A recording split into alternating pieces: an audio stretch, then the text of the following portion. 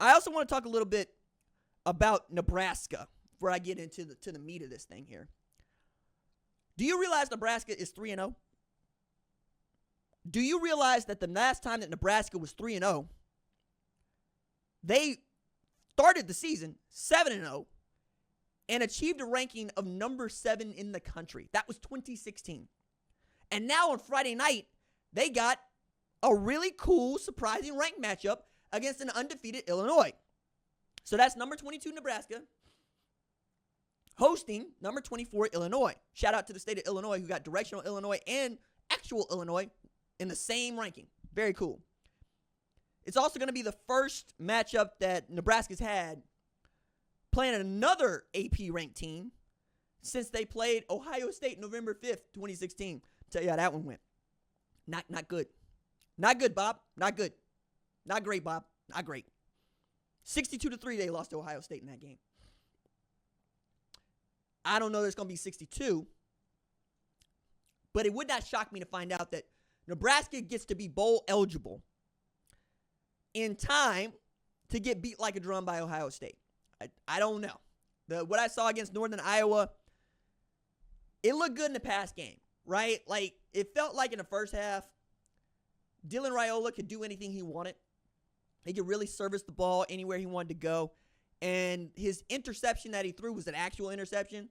Like, he was trying to throw it deep, and he underthrew it, and he got cut off by an FCS defensive back. So, one thing on that. If you don't throw that, if you don't have that ready to go, if that's not on tape, people are going to treat you like you're not going to do it.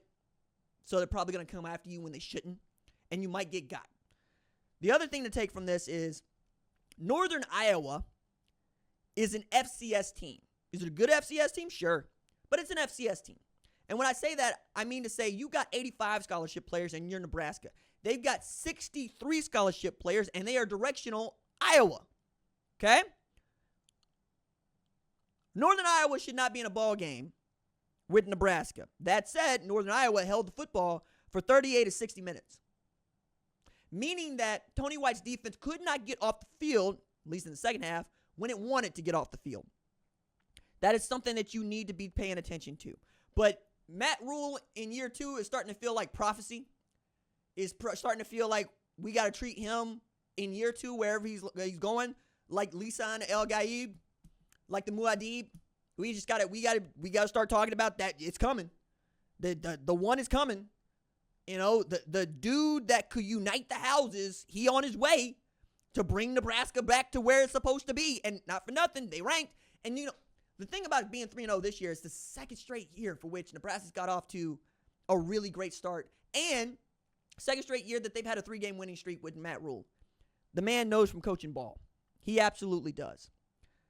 But when they get to Illinois, it's going to be one of those games where you're going to have to score on each one of your possessions because Illinois is not inclined to want to score quickly. Not with Brett Bielema running that program. And Luke Altmaier seems to see it now. And they got a defense that is stout.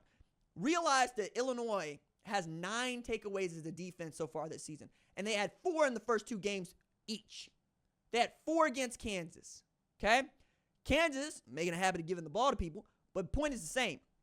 If Dylan Raiola's got a kink, they're gonna probably find it. They're gonna find it. Okay? If you can't run the football, that's gonna be a long day. Because as good as Dylan Raiola is, what I think he has been really good about is not giving the ball away, which is the one thing that held Nebraska back last year. Just operate the offense.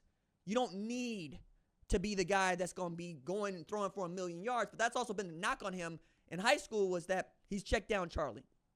Now, there is a saying that nobody went broke making a profit, but I also think you can lose money not betting your money.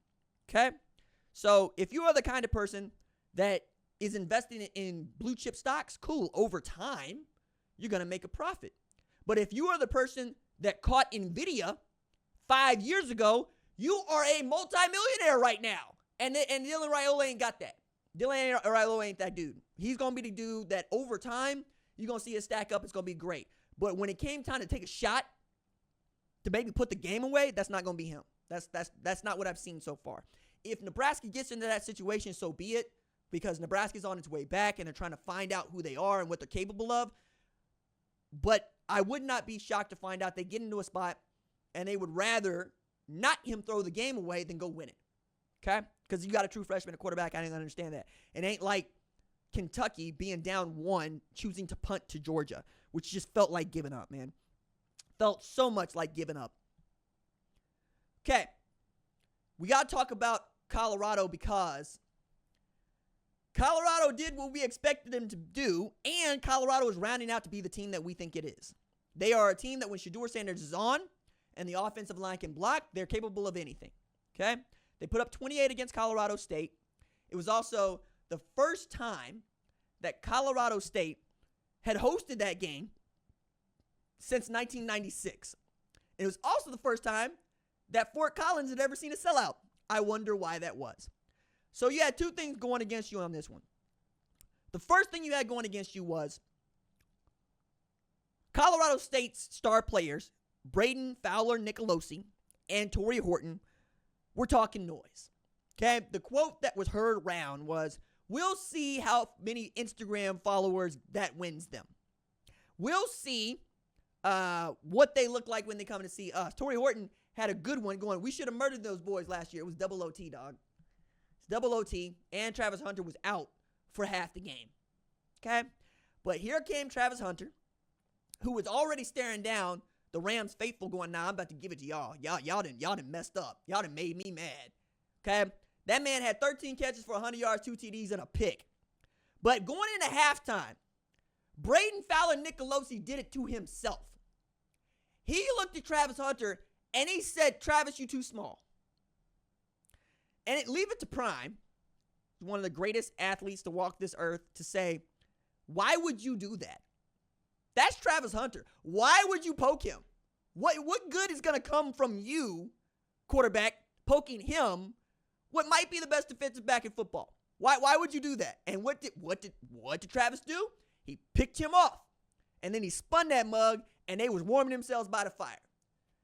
To add insult to what was an obvious injury, in which Colorado won this game 28-9, and in which Shedeur Sanders threw for 300 yards, and for which Colorado, quiet as it is kept, ran for over 100 yards as a team, and kept Colorado State out of the end zone until late. You have Jay Norvell with this quote: "We weren't good enough." I mean, there's a couple of ways to do that. Prepare for the moment.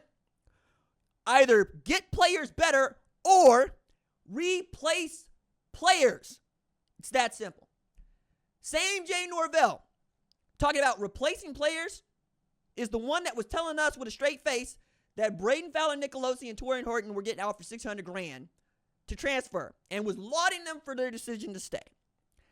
Then, as soon as you lose to Colorado, you get embarrassed after talking all that noise. You talking about replacing players or getting them better. I don't know how I would feel about that if I was one Braden Fowler Nicolosi or one Torrey Horton. But you know what? Torrey didn't have much to say in this game. After talking a bunch of noise, he showed up to the game hobbled, looked like he had a hamstring injury, and he had just 2 catches for 24 yards. Where I'm from, that's called putting the shackles on somebody. Now, is Colorado State the measure of the kind of football programs that Colorado will see in the Big 12? No, I don't think so. But it is a good win because it gets them back to a winning record. They're 2-1 now. They know what they have in Michael Welch, right? Dallin Hayden was hurt, didn't play in this game. Michael Welch gets to start as a freshman tailback. It's pretty cool. They also are going to play Baylor this week, who gave Air Force the what for and how now. And with Jake Spavital running that offense, they're capable. We'll see, right? They got a quarterback that can move too. But I think Central Florida is a better test of what Colorado was capable of this year. Central Florida came back to win against Texas Christian, even though I believe it was Central Florida had 3 kicks blocked. They won that game, and now they're going into a bye week, and they will welcome Colorado to the bounce house. I've been to the bounce house. Let me tell y'all something. Playing against Central Florida is an experience. So, when Central Florida and Tulsa were in the same conference, I was cheerleader traveling with the program, right? Scholarship, that's how I put myself through school. One of the ways I put myself through school is I used to throw white girls in the air and catch their feet and, do stuff. So we go on the team bus to the bounce house, which had, metal seating and metal bleachers. So when you stomp on them, they make a loud noise. Bounce house, okay? I will never forget seeing a little girl in a UCF cheerleading outfit sitting on her daddy's shoulders, double-barreled with both middle fingers at the bus. That's how they make them in Orlando, okay? That is not no easy environment. They teach them young. Whoever's on that bus, we hate them. Can you imagine how much Central Florida really would love nothing more than to beat Colorado and get to 4-0? With the Gus Bus, with KJ Jefferson, with Kobe Hudson, with RJ Harvey? Dog. And I'll add to this. So my big cousin, who's a big fan of the show, they be blowing up the group chat, but I be at work. He lives in Orlando. His family's in Orlando. Shout out to Morgan. She got into FAMU, and she on the 5-year MBA program. Stand up. That's what's up. They paying for her to go to school. That's what's up. My big cousin, he live in Orlando, and he talking about, yeah, dog, we can't get tickets. We tried to get tickets weeks ago. Them tickets is sold out. But they still probably going to make it up there to tailgate, because tailgate probably going to be on and popping, because you know how we do. We going to be out in force, okay? That's what's going to happen. I got to tell y'all, the black experience around Colorado football is fun. Like, I catch all sorts of hell for my Colorado opinions from the family. But I got to tell y'all, when I see them out and about, it'd be a good time. And now you going to be in Disney World playing football? Yeah, that's going to be a lot of fun. And if Colorado can beat Central Florida, then we can start talking about Colorado. If they beat Baylor, they beat Central Florida, we can start talking about them contending, because they got Kansas State. They got Oklahoma State. They got Kansas. They got Utah. They're going to get tested. And we're going to see what the depth looks like, because if Travis Hunter goes down with an injury, I just don't feel good about whatever else they're going to do. Now, that said, again, the defense is better than it was last year, but is it good enough to win a conference championship? I don't see that. I'll need to see more evidence. I'll need to see more ocular evidence that Colorado is great before I start trying to tell them over and over again that, they're good enough to do this. We'll see. We'll see. Man, that game's going to be so much fun. Remember, Kobe Hudson had 6 catches for 145, and I think it was 2 TDs against Texas Christian just last night. And KJ Jefferson, that's a whole man. KJ Jefferson put Terrion Arnold into the blender. Like, Terrion Arnold got hit so hard by KJ Jefferson that Nick Saban said it looked like him flicking a gnat off a fly's ass. Like, it was off a cow's ass, excuse me. I was dying, because Terrion got blown up by the quarterback. Man, I hope y'all bring y'all hitters. They're not going to have Shiloh for that game. I know the knock on Shiloh is that he be picking up these unnecessary penalties, but that also means that boy like to hit people. You need somebody that likes to hit somebody, because KJ going to be there trying to throw his shoulder at anybody that got a Colorado jersey. That's just how that dude get down. And now we've given Gus Malzahn another fearless specimen at quarterback. Because remember the last time that Gus Malzahn had a fearless specimen at quarterback, his name was Cam Newton. And he single-handedly put the University of Auburn on his back and carried them to the national championship.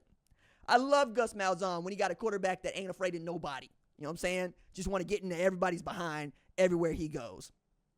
Okay?